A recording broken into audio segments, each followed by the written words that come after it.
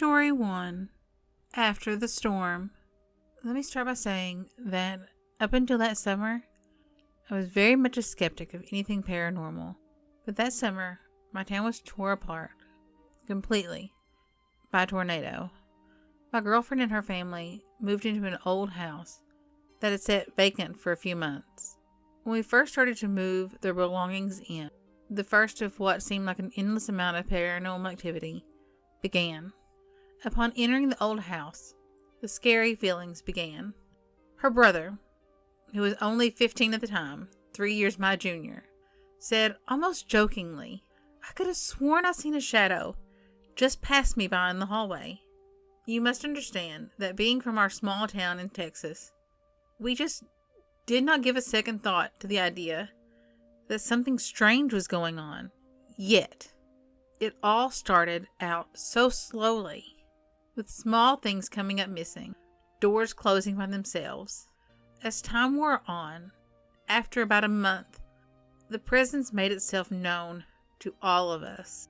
While sitting watching movies one night, we heard what sounded like my girlfriend's youngest brother running up and down the hallway. As impossible as it was, because he was sitting right beside of us. Now mind you, the hallway was maybe 2 feet from where I was sitting. As the small lad ran by the entrance to the living room, you could actually hear him run into the entrance door of the house. That ended up happening at least 2 or 3 times a week, and the boy was not bashful to do it in front of whoever was there at the time. Many folks have heard or seen him streak by the living room door. One afternoon, I stopped by to see my girlfriend on a break from work. I found her in tears in the living room. As I reached out to touch her, I felt how cold and clammy she was. I asked her what was wrong, and she said, "Can't you hear the humming?" At first I did not hear it, but upon investigation I could hear what sounded like a humming coming from the kitchen. The closer I got to the kitchen, the louder the humming got. As I opened the swinging door into the kitchen, it went quiet. All that could be heard was the echo of the door opening. We were told that dogs could pick up on spirits and the such, so we got a small puppy that we named Samson. Sammy for short. One night while watching TV, the small pup walked out into the hallway. He had never walked into the hallway alone before, and he started barking. We all thought it was cute, until we heard a boyish giggle and a voice say, "It's all right, Sammy. I'm not going to hurt you." That brought all the laughs to a stop. We all heard it. We stared at each other in amazement. Towards the end of our stay, things started to become more and more scary. The final happening in the house ended up making them move. We just came back from the grocery store. The oldest of the brothers was in the front, and I was behind him. We both had handfuls of groceries. Upon entering the kitchen door, the door seemed to lock itself behind us. The door was a swinging door, like saloon door style. There was no lock on it. When the door finally opened for us, we saw a shadow run right past us and straight out the back door of the house, causing it to fling open, literally ripped off the hinges. It was at that point that we began looking for a new house. Everyone who has lived in that house since has had the same comments. That it's ghosts, or there's just something in there that they don't want any part of. The longer you stay, the worse the spirits got. Story 2. The Tunnel. Years ago, I lived in a suburb, on a long road that ran through a deep valley towards the river. There were 2 entrances to this road. One was at the top of the valley, off a busy 4-lane street. My townhouse sat a couple hundred yards from this intersection, and this was the way I always used. The other entrance lay 3 miles from our house, at the bottom of the valley, joining a 2-lane road that followed the bank of the river. About a half mile from this intersection was an enormous tunnel, where the valley had literally been filled in with earth to allow the train tracks to cross. The 2-lane tunnel, cement, finished with a bricked floor and cement curbs, carried the road beneath the railroad.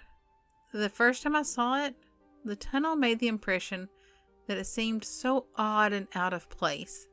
The road itself was small and narrow. It spooked me. The first few times we drove through, we were in our old Volkswagen Beetle, and nothing unusual happened. Maybe nothing unusual happened because we didn't stop. We just drove through. Eventually, though, my husband got the brilliant idea to drive down there in his classic Corvette and try out the sound effects of the tunnel. Before long, he wanted to go down there every single time we went out in that car. He wanted to stop in the middle of the tunnel and rev his engine and listen to the echoes. Every time he did this, I almost went out of my mind. There was something in that tunnel. Something dead, evil, and mean. When we stopped, I could feel it trying to get into the car. My husband would laugh and tell me I was being silly. He didn't feel anything strange in there. But it got to the point where I finally started refusing, point blank, to go into the tunnel. A couple times I actually jumped out of the car while it was still moving and just started walking back the other way.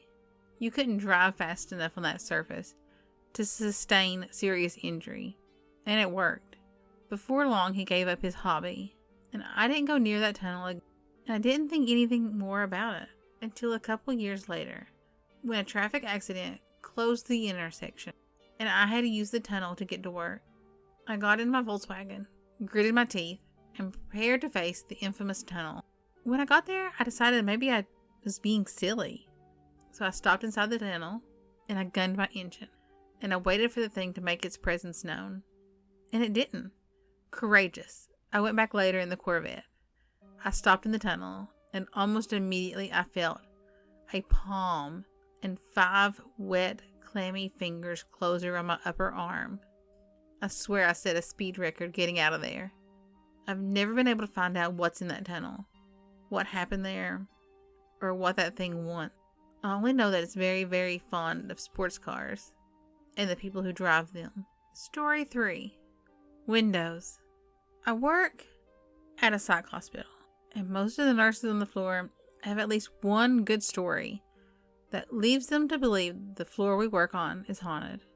Once 2 nurses were on either end of the ward, trying to close the windows. They'd close one, go to the next, close it, and the first windows would be open again. Finally, they both ran out of the rooms they were in, only to discover that the other nurses were having the same issue. 2 nurses had their hair flipped when no one was around. One nurse said that she felt something wet drip onto her hand when she was setting seclusion. When she looked down, there was something red. She wiped it off, looked up, there was nothing on the ceiling. That was it. There was nothing around, no explanation for the red drop on her hand. A nurse was doing rounds at the beginning of her shift. The shower room door was closed. She heard the shower running. She went and asked her coworkers who was in the shower. No one knew. They didn't think anyone was. So she went into the shower room, went to open the door. It was locked. She could still hear the shower running. She freaked out a little bit, thinking that a patient had been locked in. Unlocked the door, went in. The shower stopped. There was no one in the room. Another time, that same nurse was setting seclusion. Could hear the door handle of the locked solarium rattle as if someone was trying to open it. It's a lever type handle. The sound was going up and down over and over. There was no one on the other side. No explanation for who was jiggling the handle. Oftentimes, overnight, when all of our patients are in bed, the faucet in the male bathroom will turn themselves on repeatedly. We keep turning them off and we'll find them turned back on minutes later. One nurse was doing rounds and she heard someone whisper, "Fire," right in her ear. There was no one around her. But that's it. We're convinced. Things happen almost every night that we're here. Little things, big things, and it happens to all of us. Story 4. Unexplained. This story is my dad's story.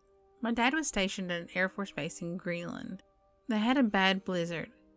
They had them often. And when they came through the base, everything shut down. Every section of the barracks would take roll call. These blizzards were intense. There were cables running between all the buildings. You attached yourself to the cable with a carabiner so that if there was a sudden whiteout, You didn't get lost and die. And they had people die there. He said that for about 5 months, every time they locked down for the weather, they would hear horrendous screams outside. Everyone was accounted for, so they didn't risk sending anyone out to investigate. They wrote it off as an animal. However, every time they heard this, the engine room would be wrecked. Tools everywhere. Paperwork all over the floor. Tables and toolboxes knocked over. One time, a several thousand-pound jet engine had been lifting from its workstation and smashed 30 feet away. Sometimes, electronics would turn on all by itself. No one around, no one near it. One time, 3 barrels of hydraulic fluid just vanished. They never found it. They doubted that the screaming noise was wind, because it came in short, irregular bursts, and wind never produced those sounds. They theorized that it was a polar bear, but if it was, the timing was uncanny. Lastly, Control picked up a bunch of weird interference and anomalous readings that again had uncanny timing of only happening when this was going on. They were never able to reproduce these errors in a controlled manner. The hangars and engine room had cameras all over it. Every single possible entrance had spotlights and cameras. They were clear to see, even in a whiteout. No animals, no people, nothing was ever able to enter or leave those buildings without getting caught on camera. And then one day, all this just stopped. This was not something that was just shrugged off. It cost a lot of money and threw a wrench in at least one surveillance routine, which caused a lot of the brass from the DoD to breathe fire down the base commander's neck. This base, beyond its military function, served as a base for a lot of civilian research as well. There was a full investigation, using all manner of scientists and engineers and specialists. They came up with no satisfactory explanation for what was happening. I don't really believe it was paranormal, and my father doesn't either, but we don't really know what happened. Thanks for listening. I hope you enjoyed the stories. If you did, give me a thumbs up and hit that subscribe button. Thanks for listening. Bye.